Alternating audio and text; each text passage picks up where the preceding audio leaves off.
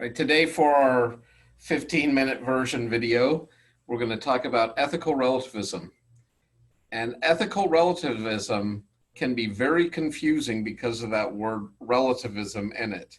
Ethical relativism is actually a universal and absolute ethical theory. The reason it's called relative is because it has to do with different cultures in different places at different times. So first of all, let me make a distinction between ethical relativism and cultural relativism. I also teach cultural anthropology here at the college, and the authors of the textbook I use cultural relativism as their approach. And cultural relativism is this idea, it is descriptive of how different people in different places at different times live. So it's simply telling you how things are. After thousands of these ethnographies were collected and different people began to analyze these different accounts from different people groups around the world, they realized there was a tremendous amount of human diversity in how we viewed things like good and evil, what was modest, what was immodest, what was moral, what is immoral, what is an appropriate age to marry, what do we do with the dead. All these things were so wildly diverse that ethicists took this research and they began to say, well, how would we make an ethical theory based on this huge spectrum of human activities and beliefs? And so ethical relativism is prescriptive. It's telling you how you ought to behave. Cultural relativism is descriptive. It's simply telling you how people do behave. So collecting all this data on how people are actually behaving, these ethicists came up with this theory, ethical relativism. And here it is in the skinny. When in Rome, do as the Romans. So essentially what they're saying is each culture and each place at each time tells you the right way to live. And this mostly happens like we're raised by our families. This is what I like to call your mama ethic, because it's basically how your mama raised you to behave, or your father, or your school, or your church, or your community. But that's part of what public education is in the United States of America. Whether you're left or right, and it's why you have homeschoolers in both cases, it's public education in this country is trying to get people to conform to a uniform understanding of knowledge, of values, of beliefs. And this is called enculturation. It's where you could also call it indoctrination. It's where your parents, your teachers, your community are telling you what is true, what is the good, how should we live, what happens to us when we die. And it's really hard to come out of that if your whole life you have been taught a certain narrative or version. And so what the ethical relativists say is you need to be aware of the norms, normal behavior, values, and ideals of your society. You also need to know what's legal and what's illegal if you want to be able to navigate well.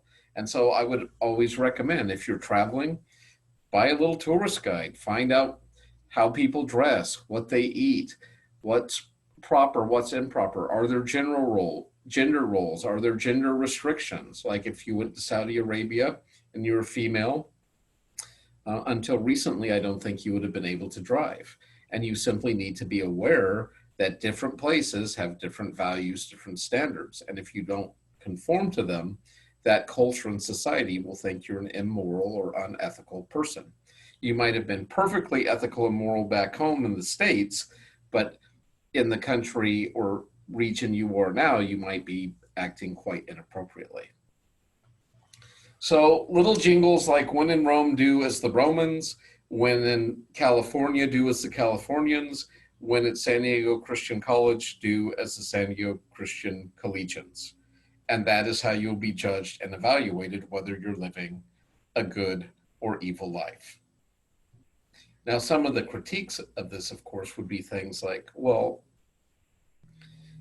that kind of means anyone who goes against the norms is a bad or evil person, which means you don't get to protest in the street. You don't get to call out racism or sexism or genderism in society, because you are challenging the status quo.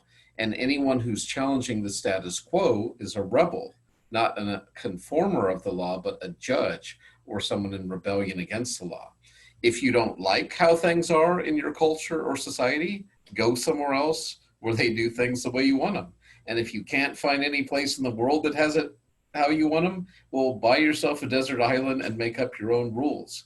And you can become the standard. I mean, that's a long about route to get back to egoism, but in a sense, that's kind of how this theory is. So it is absolute, and it sounds relative because it's relative to time and place, but it is absolute within those cultures. So there is an absolute standard at San Diego Christian College. There is an absolute standard in the state of California. There is an absolute standard in the United States of America, or Uganda, or Tahiti, or Bali, or wherever you want to go in the world. Each place is going to have their own standard of right and wrong behavior. Now, what I like about this, it's telling us we're not supposed to judge other cultures based on our standards, based on our biases, based on our presuppositions. You do you, we'll do us. And as long as your freedoms and your culture isn't affecting our freedoms and our culture, everything's good. If there's a conflict between two worldviews or cultures, well, probably whoever has the biggest stick is going to get to make the rules for more people. And that's just how they see it. The nice things is you see that they are culturally sensitive, our views and values. Let me give you one quick example. A cultural universal is modesty. People have an idea, a concept of modesty, no matter where you go in the world. But what modesty is going to vary wildly depending where and when you live. If you lived in Victorian England, women had to keep their entire arms covered up to the wrist. Same thing, their all the way down to their ankles. During the Queen Anne period, if you're familiar with Queen Anne furniture, they would even put like skirts over the legs of the chairs because they were so sensual and erotic, and they didn't want to offend people or cause men to stumble, whatever.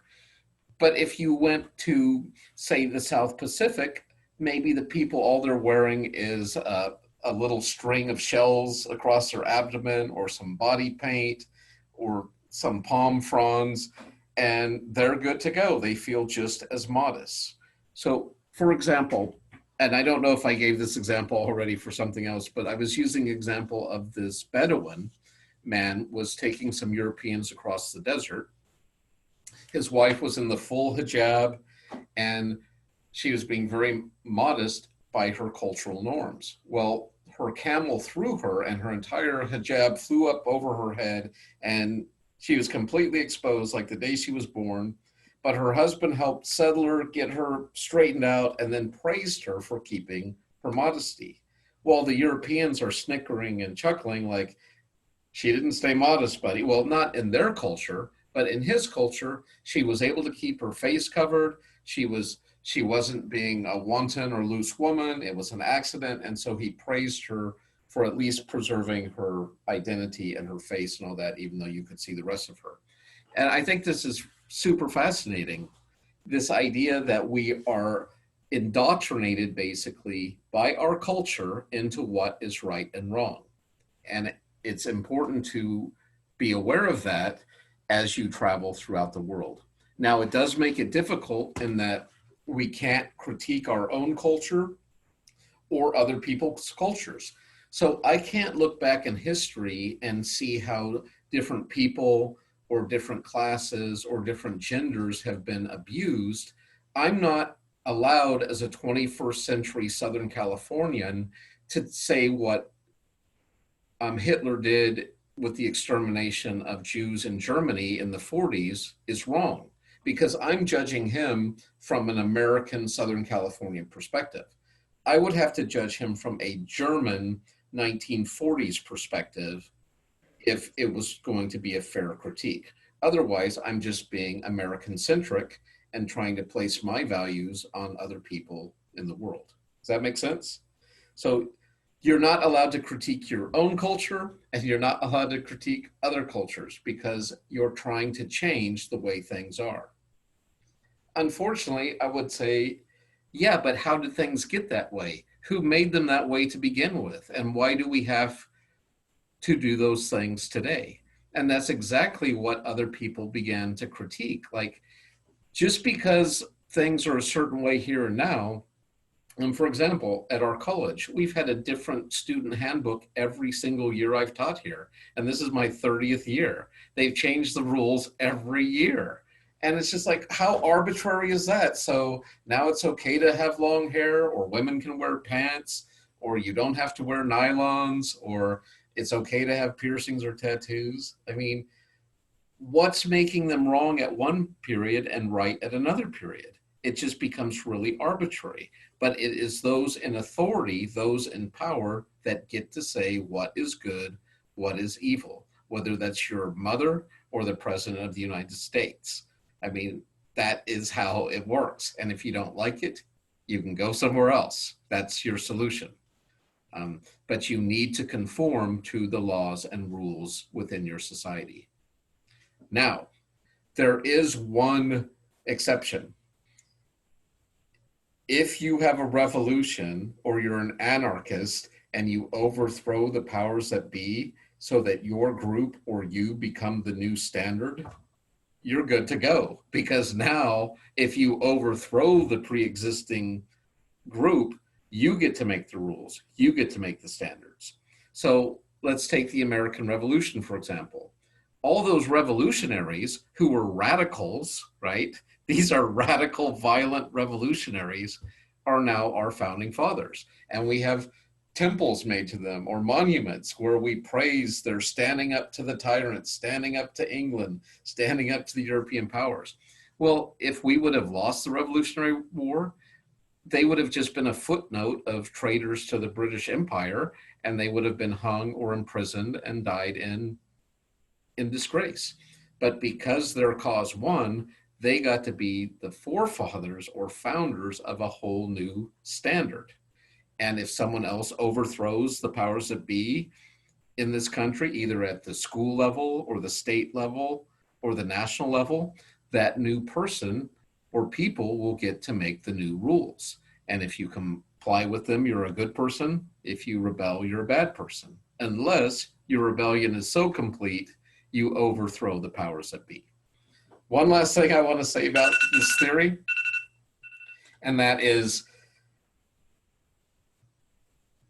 when people began to critique this, and they're like, why do I have to wait for my state or my city or my church to change their views, whether that's in sexual mores or the clothes we wear or hair lengths or beards or whatever it happens to be? Why can't I just change now? And this is what and a lot of this happened during the beatniks in the 50s, and then with the hippies and later yippies and yuppies in the 60s and 70s. And they began to critique our society, and they're like, well, we don't want to wait till the older generation tells us how to live. In fact, one of their mottos was, don't trust anyone over 30, because after you're over 30, you've been corrupted. You can't be trusted anymore because you've been bought into the system. So that led to what's called moral relativism. And moral relativism, so I've got three relativisms for you. Short tongue, I can't say it. What we're doing in this class is ethical relativism, where your culture, your people, your group tell you what is right and wrong. When in Rome, do as the Romans. Cultural relativism is simply telling you different people in different places at different times have different views. And the last one I'm talking about now is moral relativism, which is basically everyone did that which is right in their own eyes. Everyone has their own rules, their own standards, and that's how it is because there are no universal absolutes. So a paradoxical theory in that it is absolute in its own lane, in its own culture, but it's relative because no two cultures have the same rules or values.